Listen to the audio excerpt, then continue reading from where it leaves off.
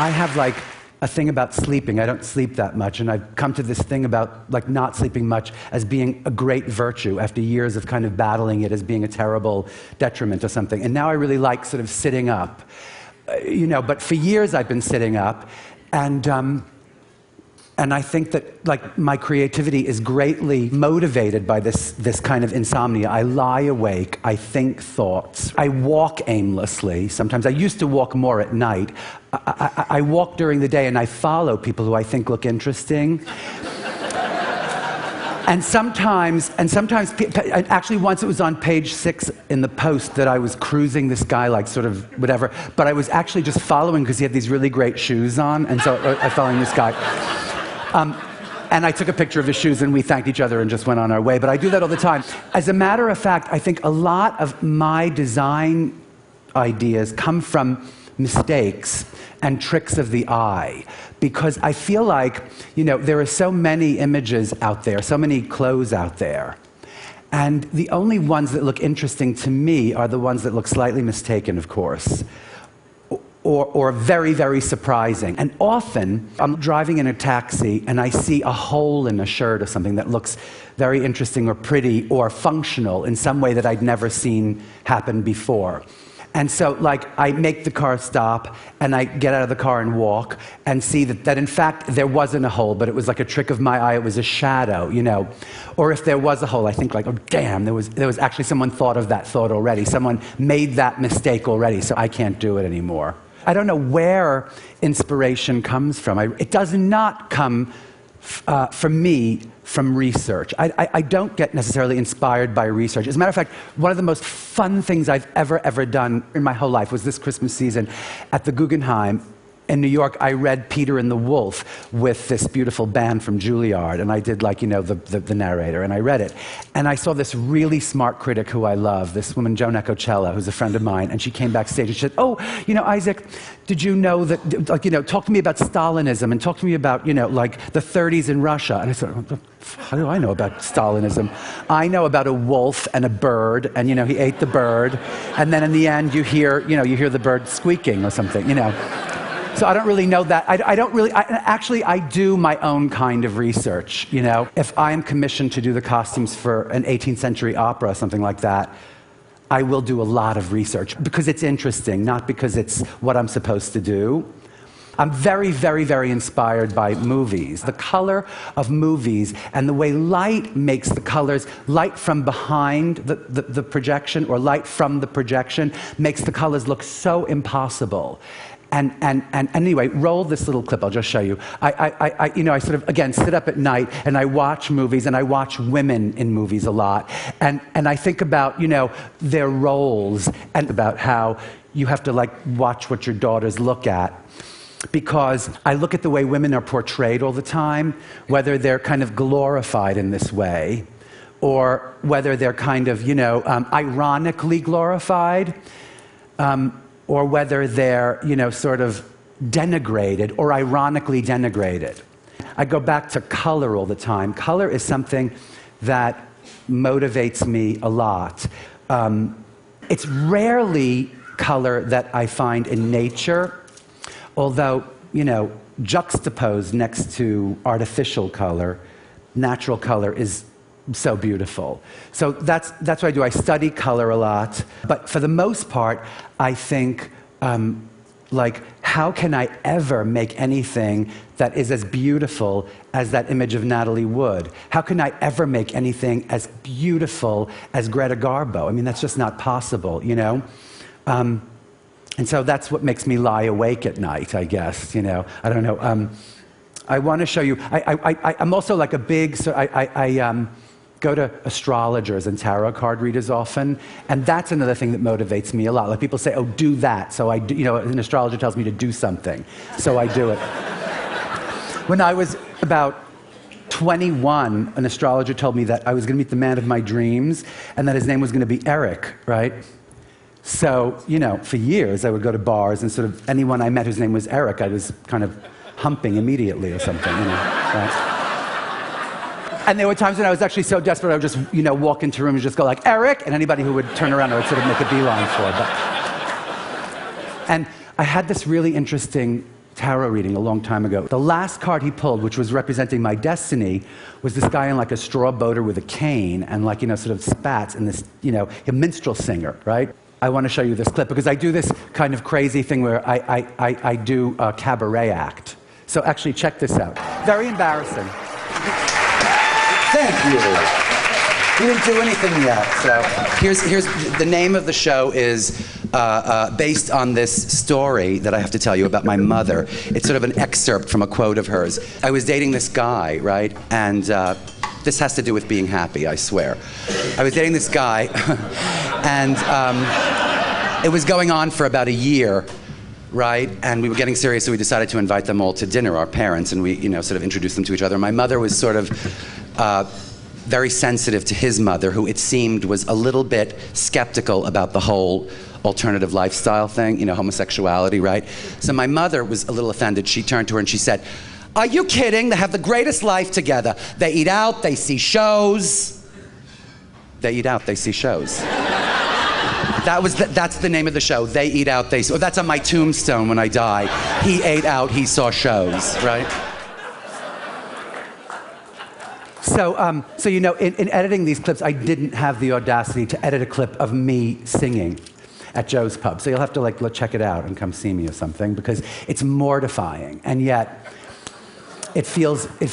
I don't know how to put this. I feel as though as little comfort as possible is a good thing, at least in my case, because if I just do one thing all the time, I don't know. I get very, very bored. I get very bored. I bore very easily. And, I don't say that I do everything well. I just say that I do a lot of things, that's all. And I kind of try not to look back, Except I guess that's what staying up every night is about, like looking back and thinking, what a fool you made of yourself, But I guess that's okay, right? Because if you do many things, you get to feel lousy about everything and not just one, you don't master feeling lousy about one thing. Yeah, exactly. I will show you this next thing. Speaking of costumes for operas, I do work with different choreographers. I work with Twyla Tharp a lot, and I work with Mark Morris a lot, who is one of my best friends. And I designed 3 operas with him, and the most recent one, King Arthur. I've been very ingrained in the dance world since I'm a teenager. I went to performing arts high school where I was an actor, and many of my friends were ballet dancers. Again, I don't know where inspiration comes from. I don't know where it comes from. I started making puppets when I was a kid. Maybe that's where the whole inspiration thing started from, puppets, right? And then performing arts high school. There I was in high school meeting dancers and acting, and somehow from there, I got interested in design. I went to Parsons School of Design, and then I began my career as a designer. I don't really think of myself as a designer, and I don't really think of myself necessarily as a fashion designer. And frankly, I don't really know what to call myself. I think of myself as, I don't know what I think of myself as, so that's just that. But I must say, this whole thing about being slightly bored all the time, I think that is a very important thing for a fashion designer. You always have to be slightly bored with everything. And if you're not, you have to pretend to be slightly bored with everything. But I am really a little bored with everything. I always say to my partner, Marisa Gardini, who books everything. She books everything, and she makes everything happen, and she makes all the deals. And I always tell her that I find myself with a lot of time on the computer bridge program, too much time on computer bridge, which is, that's, somehow, about 10 years ago, I thought that the most unboring place in the world would be like a TV studio, like for a day show, some kind of like a day talk show, because it's all of these things that I love kind of in one place. And if you ever get bored, you can look at another thing and do another thing and talk about it, right? And so I had this TV show, and that was a very, very, very big part of my process. Actually, could you roll the clip, please? This is one of my favorite clips of Rosie O'Donnell. We're back on the set. We're back on the set. Hi, Ben. Hi there. Hello, Ben. Look how cute she looks with this, just a slick back. No? My grandmother says delish. Oh. Delish. Wow, delish. All right, so now where should I position myself? I want to stay out of the way. I don't want to be, okay. There you go. Here we go. Did you get nervous, Ashley? Doing what? Cutting hair? Television? Like, because no, cutting hair? Never. Never. I don't think there's ever a day where I cut hair I was nervous. You look so cute already, by the way. Sorry. You like it? Yeah. All right. Now, do you have a problem with looking cute? You want to look cute, of course right? I want to look just cute. checking, because some people want to look, aggressively ugly. No, not me, yeah, no. Okay, good. You read about all these people who have a lot of money and they have kids, and the kids always end up somehow, like, really messed up. You know what I mean? And Right. there's got to be some way to do that, Rosie. Because just because if you're fabulously rich and fabulously famous, does that mean you shouldn't have kids because you know they're going to end up getting messed up? No, but it means that your priority has to be their well-being first, I think. But you have to make the decision for yourself. My kids are 7. Who the hell knows? They're going to be like 14 and in rehab, and they're going to be playing this clip. I'm such a good mother. My God, this is the shortest I've It ever looks had. good, I was right? about to ask you, has your head ever been close? No, but it's all right. I'm going crazy. I feel like it needs to be a little closer down Oh, no, here. we're just a stage. We're staging it. Are you freaking out? You look so cute. No, I love it. It's the new me. Oh, it's so Flock fabulous. of Rosie. Woo! So, by the way, of all the most unboring things in the world, right? I mean, like making someone who's already cute look terrible like that, that is not boring. That is nothing if it's not boring. Actually, I read this great quote the other day, which was, style makes you feel great because it takes your mind off the fact that you're going to die, right? And then I realized that was on my website, and then it said, the quote was attributed to me, and I thought, oh, I said something, in an interview. I forgot that I said that, but it's really true. I want to show you this last clip because it's going to be my last goodbye. I'll tell you that I cook a lot also. I love to cook. And I often look at things as though they're food. Like I say, oh, would you serve a rotten chicken? Then how could you serve, a beat-up old dress or something? How could you show a beat-up old dress? I always relate things to kitchenry.